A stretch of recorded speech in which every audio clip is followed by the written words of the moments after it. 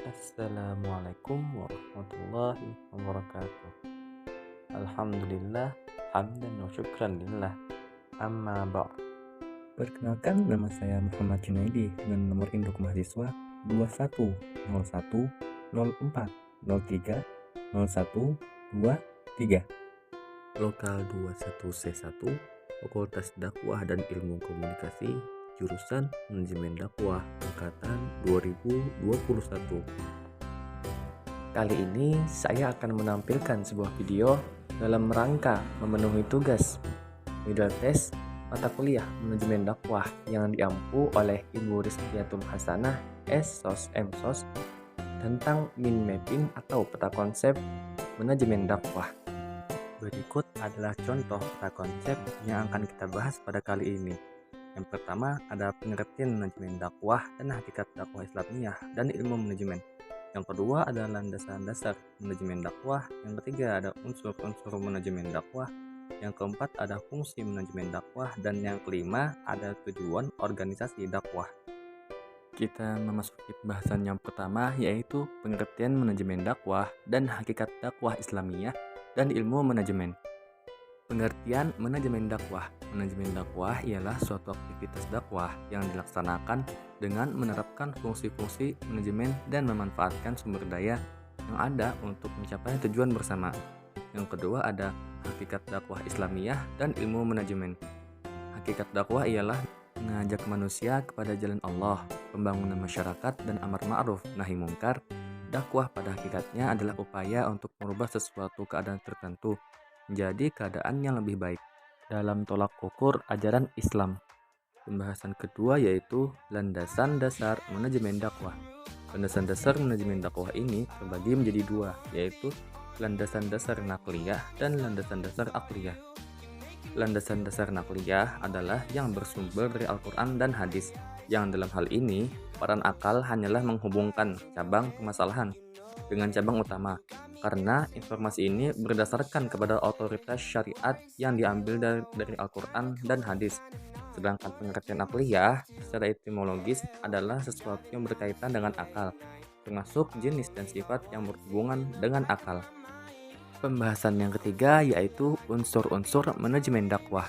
Unsur-unsur manajemen dakwah ini terbagi menjadi 4. Yang pertama, takhtid atau perencanaan dakwah, merupakan starting point dari aktivitas manajerial.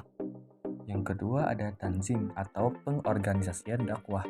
Pengorganisasian adalah seluruh proses pengelompokan orang-orang, alat-alat, tugas-tugas, tanggung jawab, dan wewenang sedemikian rupa sehingga tercipta suatu organisasi.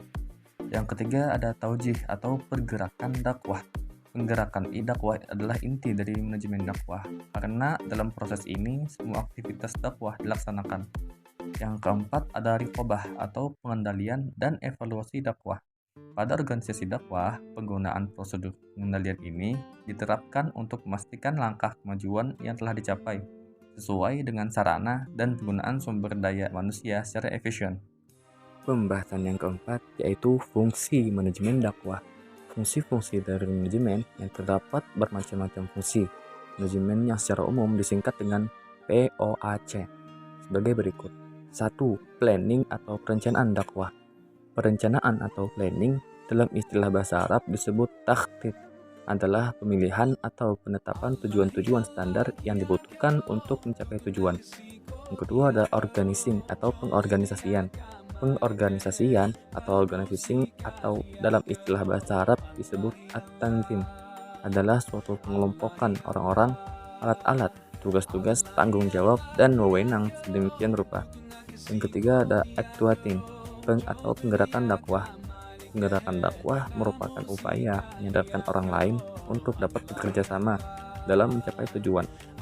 Yang keempat ada controlling atau pengendalian dan evaluasi dakwah. Menurut George R. Terry, pengendalian adalah suatu usaha untuk meneliti kegiatan-kegiatan yang telah dan akan dilaksanakan. Pembahasan yang kelima dan yang terakhir yaitu tujuan organisasi dakwah. Organisasi itu memiliki arti penting bagi proses dakwah, dan dengan pengorganisasian, rencana dakwah akan lebih mudah untuk mengaplikasikannya. Adapun karakteristik tujuan dakwah itu adalah Yang pertama ada sesuai atau suitable. Tujuan dakwah bisa selaras dengan misi dan visi dakwah itu sendiri. Kedua ada berdimensi waktu atau measurable time. Tujuan dakwah harus konkret dan bisa diantisipasi kapan terjadinya. Yang ketiga ada layak atau feasible. Tujuan dakwah hendaknya berupa suatu tekad yang bisa diwujudkan atau realistis. Yang keempat ada loose atau fleksibel. Itu senantiasa bisa disesuaikan atau peka atau sensitif terhadap perubahan situasi dan kondisi umat atau peka terhadap perubahan situasi dan kondisi umat. Yang kelima bisa dipahami atau understandable.